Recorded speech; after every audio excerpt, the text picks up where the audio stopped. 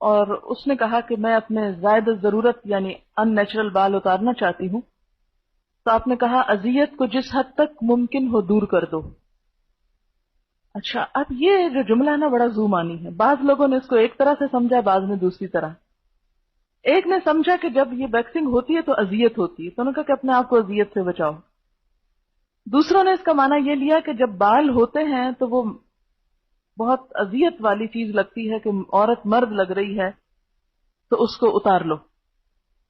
اسی سے اختلاف ہوتا ہے احکام میں۔ اب یہ ہے کہ جہاں تو بالکل ان نیچرل قسم کے ہارمون کے چینج کی وجہ سے ایک مردانہ لک آ رہی ہے، بازوؤں میں یا پاؤں میں اتنے لمبے لمبے کالے بال لٹکے ہوئے نظر آ رہے ہیں کہ جس سے عورت کے پاؤں عورت کے نہیں نظر آ رہے، مرد جیسے نظر آ رہے ہیں، تو ایسی صورت میں تو اتار دینے چاہیے، یا اپر لپس پہ یا چن، یہ تمام چیزیں تاکہ عورت عورت لگے۔ لیکن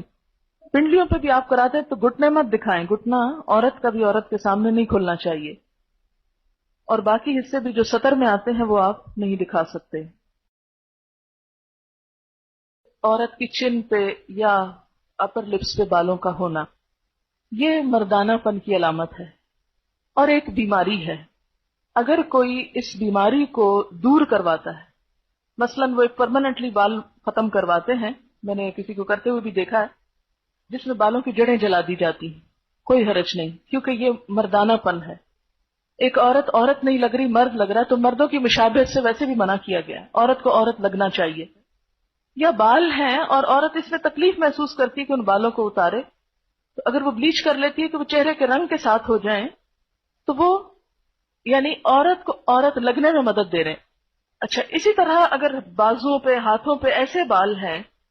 کہ جو عورت کی لک کو مردانہ بنا رہے ہیں، جیسے آپ صلی اللہ علیہ وسلم نے اس عورت کا ہاتھ دیکھ کے کہا تھا کہ پتہ نہیں یہ عورت کا ہاتھ ہے یہ مرد کا ہاتھ ہے، مہندی نہیں تھی تو، ہے نا؟ اسی طرح اگر بازو پہ اتنے بال ہیں کہ جو وہ عورت عورت نہیں لگ رہی، الٹا مرد لگ رہے، تو مردوں کے عموماً گھنے بال ہوتے ہیں، تو ایسی صورت میں ان بالوں کو ریموو کرنا جو ہے کہ جس میں عورت عورت نظر آئے، اس میں حرج نہیں۔ لیکن کوئی بھی پرماننٹ نقش و نگار، جیسے وہ بھووں کی اصل شیپ کو بدل کر کچھ سے کچھ یا ساری اتار کے تو اپنی مرضی سے پینسل لگا کے ایک نئی شیپ دینا، یہ سب اس میں آ جاتا ہے۔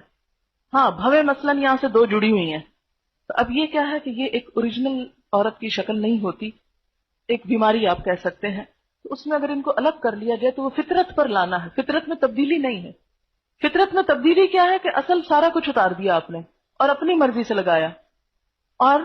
یہ جو دو جڑے ہوئے ہیں ان کو الگ کرنا فطرت میں تبدیلی نہیں، فطرت پر لانا ہے۔ تو یہ ایک اصول کے طور پر سمجھ لیں کہ کوئی بھی ایسی چیز جو فطرت پر لانے میں مدد دے رہی ہے، اگرچہ وہ کچھ چینج کا تقاضا کر رہی ہے تو کوئی حرج نہیں، لیکن اگر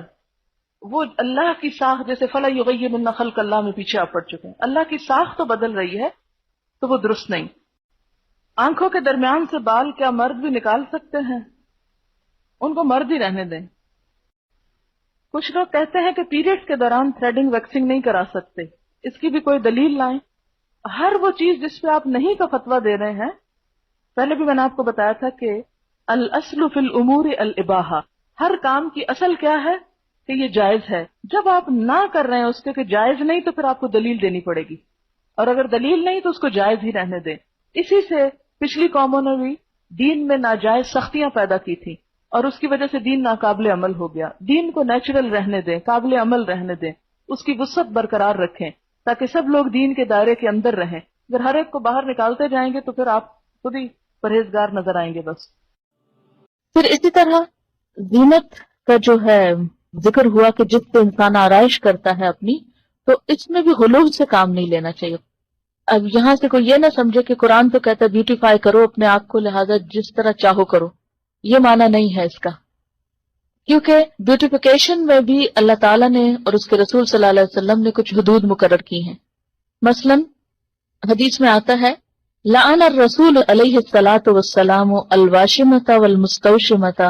والواشرۃ والمستوشرۃ، رسول اللہ صلی اللہ علیہ وسلم نے لعنت فرمائی ہے گودنے والی پر، گودوانے والی پر، دانتوں کو نوکدار بنانے والی پر، اور اس پر جو دانتوں کو نوکدار بنوائے۔ یعنی ایسا طریقہ اختیار کرنا کہ جو پرماننٹ میک اپ کی قسمیں ہوتی ہیں، کہ مثلا یعنی ٹیٹوز جس کو کہتے ہیں، تو ٹیٹوز صرف بلو کلر کے نہیں یا بلیک نہیں ہوتے بلکہ اب میک اپ کی غرض سے بھی استعمال ہو رہے ہیں، اس سے بھی منع کیا گیا ہے، یعنی گودنا جو ہے وہ اس میں شامل ہوتا ہے۔ اور اسی طرح جو دوسری چیز ہے دانتوں کو نوکدار بنوانا، یہ اس دور میں لوگ کیا کرتے تھے، گھسا گھسا کے دانتوں کی شیپ فرق کر لیتے تھے۔ بریسز لگانا نہیں مراد، وہ تو اس میں تو ٹریٹمنٹ بھی ہوتی ہے نا، لیکن ایسی بیوٹیفیکیشن کہ جس سے خلق میں تبدیلی ہو جائے۔ اس میں آپ دیکھیے حدیث میں واضح الفاظ میں آتا ہے، بخاری اور مسلم کی حدیث ہے، آپ صلی اللہ علیہ وسلم نے خوبصورتی کے لیے دانتوں میں درزیں بنانے والیوں کے لیے دانتوں کو اندر سے گھسا کے بیچ میں فاصلہ زیادہ کرنا، اس پہ لعنت کی ہے، جو در حقیقت اللہ کی بنائی ہوئی ساخت میں رد و بدل کرتی ہیں۔ یعنی کوئی بھی ایسا میک اپ کہ جس سے پرماننٹ چینج جسم کے اندر ہو خوبصورتی کی خاطر، وہ منع کیا گیا ہے۔ اس میں آتا ہے لعن اللہ المتفلجات للحسن، کہ حسن کی خاطر دانتوں کے اندر تبدیلی پیدا کرنا۔ اسی طرح لعن رسول اللہ صلی اللہ علیہ وسلم النامصۃ والمتنمصۃ، آپ صلی اللہ علیہ وسلم نے بال نوچنے والی پر اور اس پر جو کسی سے خدمت لے اس پر بھی لعنت کی ہے۔ اور اس میں بھی ایک تو وہ بال ہیں جو بیماری کے طور پر ہیں، جیسے چن پر یا لپس وغیرہ پر، تو وہ نہیں، ایک وہ ہے کہ جو آنکھوں کی جو بھویں وغیرہ ہیں ان کو تراشنے کے لیے بنائے جاتے ہیں، وہ شامل ہیں۔ یعنی ویکسنگ نہیں آتی کیونکہ وہ اذیت کا سبب ہے نا، جو بال اعضاء میں آتے ہیں کہ عورت کو مرد بنا دے، یعنی کہ بازوؤں پر یا چہرے پر ایسے بال کہ جو عورت کو عورت نہیں بلکہ مردوں سے مشابہ کر دیں، ان کو اتارنے کی اجازت ہے، اس سے منع نہیں کیا گیا۔ بلکہ اس میں آپ دیکھیے کہ طبرانی کی روایت ہے کہ ابو اسحاق کی بیوی جو نوجوان تھی اور خوبصورتی کی شائق تھی، حضرت عائشہ کی خدمت میں حاضر ہوئی اور پوچھا کہ عورت اپنے شوہر کے لیے اپنے رخسار کے بال، رخسار کہتے ہیں نا چیکس کو، صاف کر سکتی ہے؟ حضرت عائشہ نے فرمایا اذیت کو ممکنہ حد تک دور کرو، کیونکہ یہ اذیت کا باعث ہے، یعنی عورت کے منہ پر بال جو ہیں وہ مرد کے لیے اذیت کا باعث ہے۔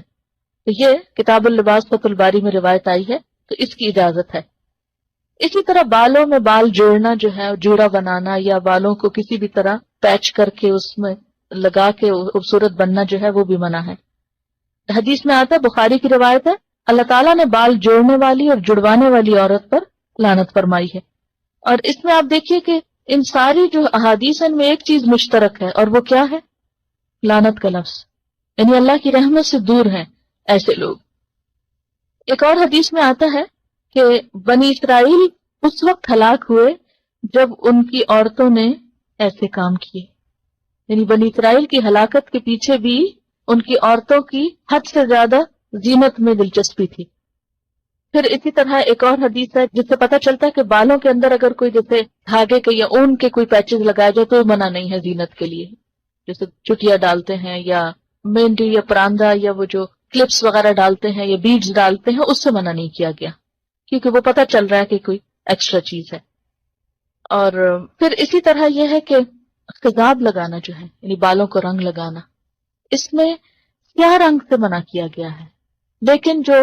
نیچرل کلر ہیں جیسے مہندی ہے یا کوئی بھی نیچرل کلر ہے اس کی اجازت ہے۔ یعنی بالکل ٹوٹلی کالا کرنا جو ہے وہ منع ہے، مگر کالے کے علاوہ اور رنگ جو ہے ان کی رخصت ملتی ہے۔ اس میں ہم دیکھتے ہیں کہ واضح طور پر حکم ہے۔ ابو ہریرہ کی روایت ہے کہ نبی صلی اللہ علیہ وسلم نے فرمایا،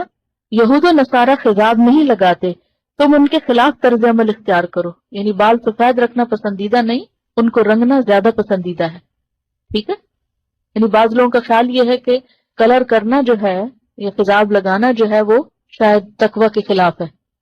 تو اس کے برعکس آپ نے کیا فرمایا کہ یہود و نصارہ اس کو نہیں پسند کرتے، کیونکہ ان کے ہاں بزرگی کی علامت کیا ہے کہ اپنے بال وائٹ کر لو، لیکن آپ نے کیا فرمایا کہ نہیں تم رنگو۔ اور اس میں ہم دیکھتے ہیں کہ حضرت ابو بکر اور حضرت عمر خضاب لگاتے تھے، لیکن بعض صحابہ کو پسند نہیں تھا، جیسے طبعی طور پر جیسے حضرت علی ہیں، ابی بن کعب، حضرت انس، ان کو پسند نہیں تھا، تو یہ نہیں کہا گیا کہ تم ضرور لگاؤ، یعنی تاکید بھی نہیں کی کہ کیوں، اگر کوئی اس لیے نہیں کر رہا، یعنی کسی اور قوم کی مشابہت میں نہیں کر رہا، اپنی ذاتی دلچسپی کی بنا پر اس کو نہیں شوق لگانے کا، تو اس کے لیے رعایت ہے، ایسا بھی نہیں کہ وہ ضرور ہی لگائے، لیکن لگانا جو ہے اس میں ممانعت نہیں۔ ہاں، اب کیا لگایا جائے اور کیا نہ لگایا جائے اس کے اوپر توجہ کرنے کی ضرورت ہے۔ اور اس میں خاص طور پر جو صحیح مسلم میں روایت آتی ہے کہ بالوں کا رنگ بدل دو لیکن سیاہ خضاب سے پرہیز کرو، بالکل بلیک نہیں لگاؤ۔ امام زہری فرماتے ہیں جب تک ہمارا چہرہ تر و تازہ تھا ہم سیاہ خضاب استعمال کرتے، لیکن جب سے چہرے اور دانتوں میں تغیر آ گیا ہم نے اس کا استعمال چھوڑ دیا۔ بالکل بلیک سے کیوں منع کیا گیا؟ کیونکہ یہ بھی ایک طرح سے دھوکہ دینے والی بات ہو جاتی ہے۔ آپ نے فرمایا بہترین چیز جس سے تم سفید بالوں کا رنگ بدل سکتے ہو وہ حنا اور کتم ہے۔ کتم جو ہے یہ یمن کی ایک بوٹی ہوتی ہے جس کا ریڈش بلیک کلر ہوتا ہے، سیاہ مائل بسرخ ہوتا ہے، اور حنا کا رنگ تو سب کو معلوم ہے۔ اور حضرت عمر خالص حنا لگاتے تھے، حضرت ابوبکر حنا اور کتم ملا کے لگاتے تھے۔